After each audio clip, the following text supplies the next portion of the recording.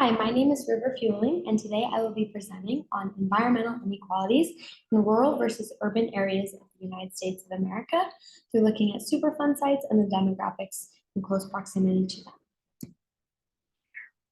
What are Superfund sites? They are highly toxic contaminated waste sites that are improperly managed. For example, processing plants, landfills, and mining sites. They create a program that financially supports the EPA in measuring toxic waste sites around the US and then tries to help manage the waste and pollution caused by these sites. There are approximately 1,857 in the US.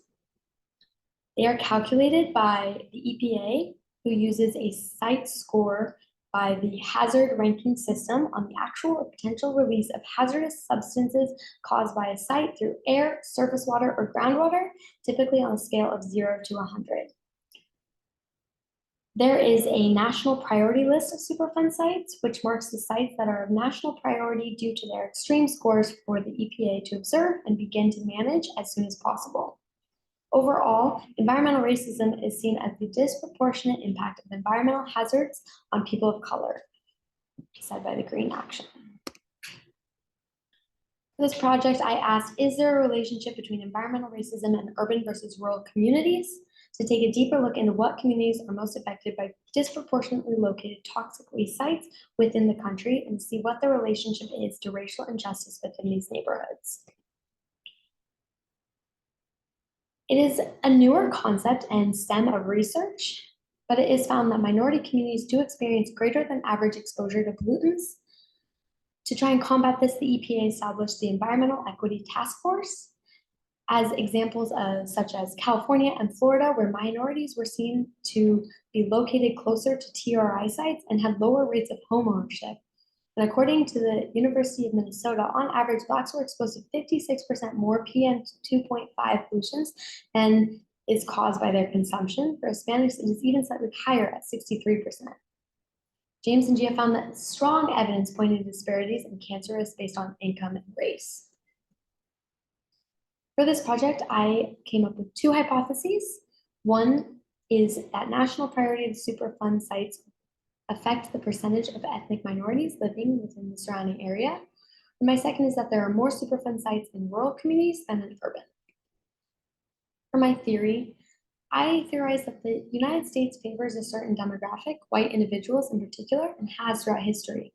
As recent as 1990, a link has begun to be discovered between environmental issues and racism, highlighting how racial backgrounds contribute to the amount of exposure to toxic waste sites.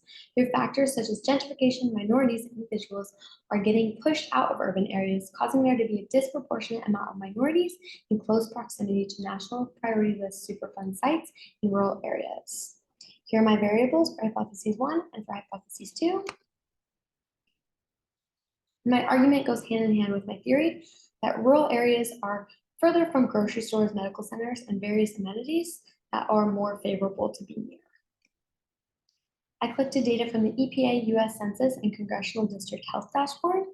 From the EPA, gathered the location of the top 39 national priority list Superfund sites, and as well as one non-national priority list Superfund site from each of the correlating states to create a comparative analysis, and as well as the demographic overview of all 1,857 Superfund sites around the US.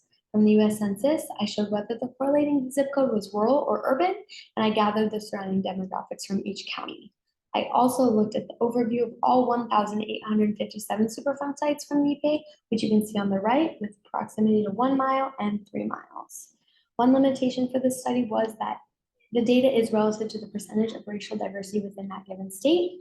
Idaho is 92% white, so having 27.3% Hispanic demographic within a range of a Superfund site is a majority of racial diversity within Idaho.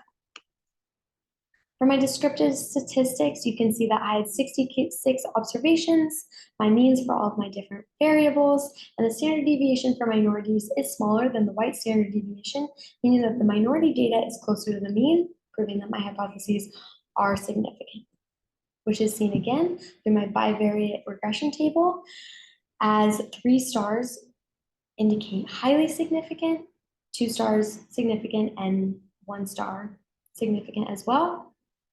And I found for national priority list versus non, I found high significance for hypotheses 1, for hypotheses, yes, 1, and for hypotheses 2, I found significance. Here are my scatter plots. You can see that national priority lists were represented by 0 for the purpose of data and 1 for non, and rural was 0 and 1 for urban. So as the line is closer to 0, there's a higher percentage of ethnic minorities.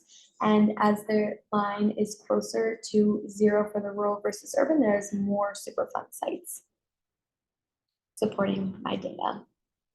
For my graph to check for outliers, you can see that data point number 45 shows to be an outlier. However, after regressing the data, this outlier is not seen to be a significant factor in the outcome.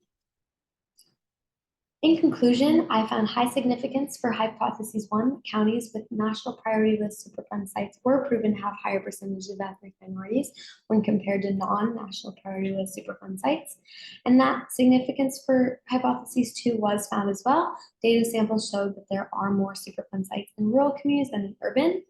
I found that the higher demographics of minorities are more likely to live within close proximity to extreme toxic waste sites, concluding that there are environmental injustices occurring across the entire nation, in particular in rural communities. Through this research, I hope to bring awareness of this topic, of this new idea of environmental racism in the grand scheme of all research, and to hope to rectify and give justice for minority communities living in hazardous conditions. And here are my sources. Thank you so much.